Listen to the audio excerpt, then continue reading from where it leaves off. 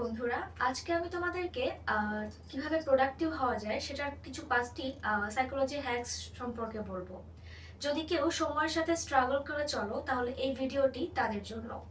প্রথমত ১ নাম্বার, যদি তুমি সময়কে কাজে লাগাতে চাও বা তুমি কোনো একটা কাজ সময় ধরে করো, যেমন ২৫ মিনিট ধরে তুমি একটা কোনো কাজ করছো, তবে সেই ক্ষেত্রে তুমি টানা সেই কাজটি করবে না। তুমি বিরতি নিবে, কিছু ৫ মিনিট বিরতি নিয়ে দেন হচ্ছে তুমি পরবর্তীতে আবার সেই কাজটি করবে।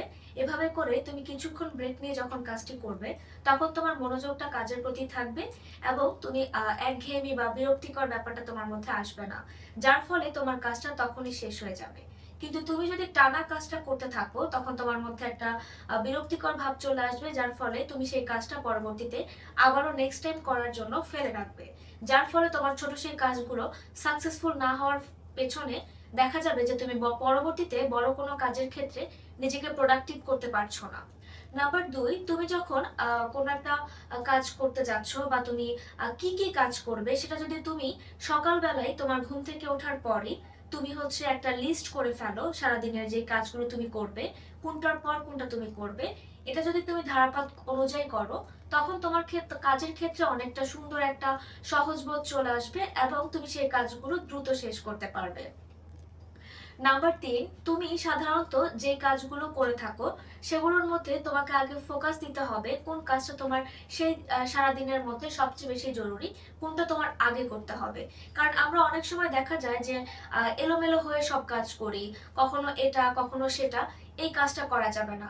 তোমাকে অবশ্যই তোমার সময়টাকে কাজে লাগাতে হবে সঠিকভাবে এবং ভাবতে হবে যে তুমি তোমার সময়ের মালিক।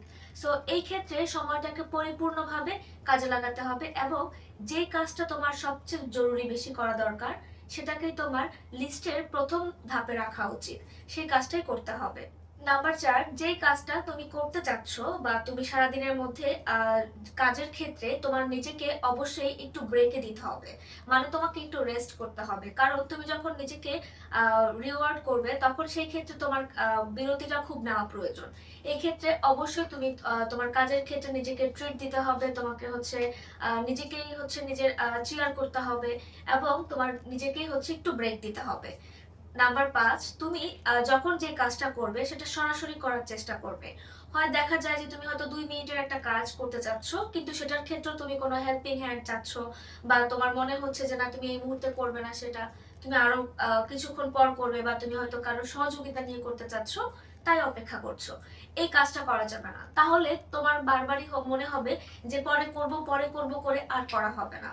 তো এই ধাপগুলো যখন তুমি মেইনটেইন করবে তখনই তুমি প্রোডাক্টিভিটি হতে পারবে এবং মনে রাখতে হবে যে ছোট ছোট কাজগুলোই তোমাকে বড় কোনো পরিবর্তন বা বড় কোনো সাকসেসের দিকে তোমাকে নিয়ে যাচ্ছে। তো এই বিষয়গুলো হচ্ছে যারা আসলে সময়কে আমরা ঠিকভাবে কাজে লাগাই না বা কোন কাজটা আমরা ঠিক কিভাবে করব, কখন করব বা কোনটার পর কোনটা করব, কোনটা জরুরি, এই যে টাইম ম্যানেজমেন্ট বা প্ল্যানিং কাজের, এই বিষয়গুলো যারা আমরা করতে পারি না, আমরা যারা সময়টাকে খুব বেশি মনে করি যে এই সময় নেই, সময় চলে যাচ্ছে, হাতের বাইরে চলে যাচ্ছে, সময় এত কম কেন, হচ্ছে না কেন, পারছি না কেন, এই যে ব্যাপারগুলো আমাদের মধ্যে যে একটা স্ট্রাগল হিসেবে আমরা যে কাজ করি বা স্ট্রেস থাকে, এটা দূর হয়ে যাবে যখন তুমি এই প্ল্যানিং গুলো করবে। সো আশা করছি প্রত্যেকের এই এই ভিডিওটা কাজে দিবে। যারা আসলে কাজের ক্ষেত্রে বা সময়ের ক্ষেত্রে আমরা কোনো পরিকল্পনা না করেই কোনো কিছু করতে যাই, শুরু করি, তাদের ক্ষেত্রে এই ভিডিওটা অবশ্যই কাজে দিবে।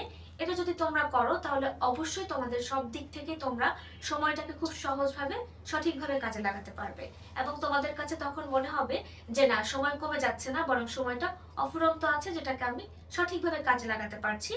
আর সেই দিক থেকে মানসিকভাবেও শান্তি পাবে এবং পারিপার্শ্বিকভাবেও তুমি সুন্দর থাকতে পারবে। সো সবাই ভালো থাকবে, সুস্থ থাকবে। আজ এই পর্যন্ত। আল্লাহ হাফেজ।